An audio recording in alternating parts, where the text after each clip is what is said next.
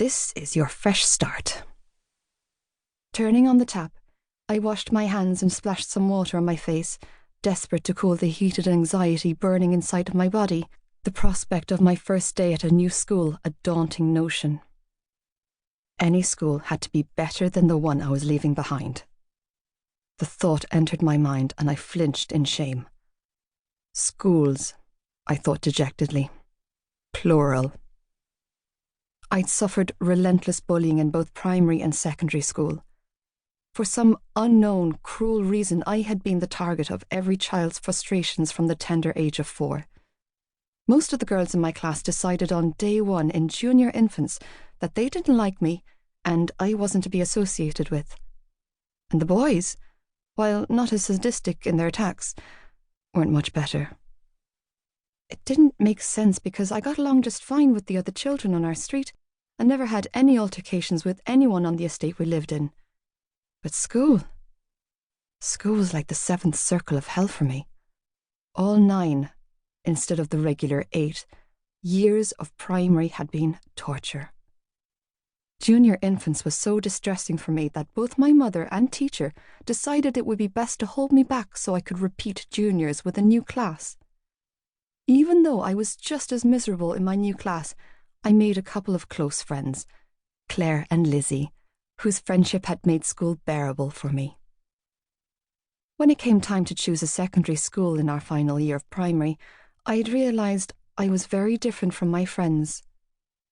Claire and Lizzie were to attend Tommen College the following September, a lavish, elite private school with massive funding and top-of-the-range facilities, coming from the brown envelopes of wealthy parents who were hell-bent on making sure their children received the best education money could buy.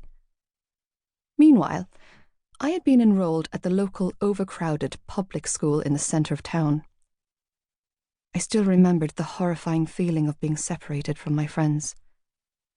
I'd been so desperate to get away from the bullies that I'd even begged Mam to send me to Beara to live with her sister, Auntie Alice, and her family so I could finish my studies. There were no words to describe the devastated feeling that had overtaken me when my father put his foot down on moving in with Auntie Alice. Mam loved me, but she was weak and weary and didn't put up a fight when Dad insisted I attend Ballylagan Community School. After that, it got worse, more vicious, more violent, more physical. For the first month of first year, I was hounded by several groups of boys, all demanding things from me that I was unwilling to give them. After that, I was labelled a frigid, because I wouldn't get off with the very boys that had made my life a living hell for years. The meaner ones labelled me a tranny, suggesting that the reason I was such a frigid was because I had boy parts under my skirt. No matter how cruel the boys were, the girls were far more inventive. And so much worse. They spread vicious rumours about me, suggesting that I was anorexic and threw my lunch up in the toilets after lunch every day. I wasn't anorexic, or bulimic for that matter.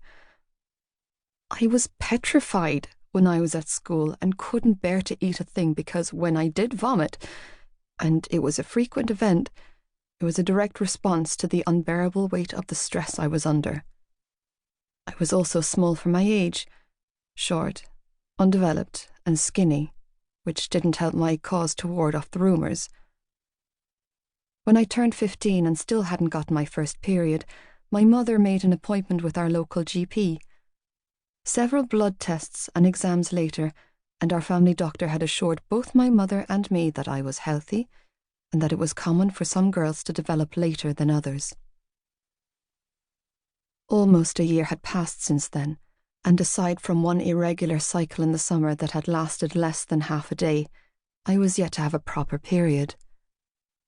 To be honest, I had given up on my body working like a normal girl when I clearly wasn't. My doctor had also encouraged my mother to assess my schooling arrangement, suggesting that the stress I was under at school could be a contributing factor to my obvious physical stunt in development. After a heated discussion between my parents where Mam had pled my case, I was sent back to school, where I was subjected to unrelenting torment.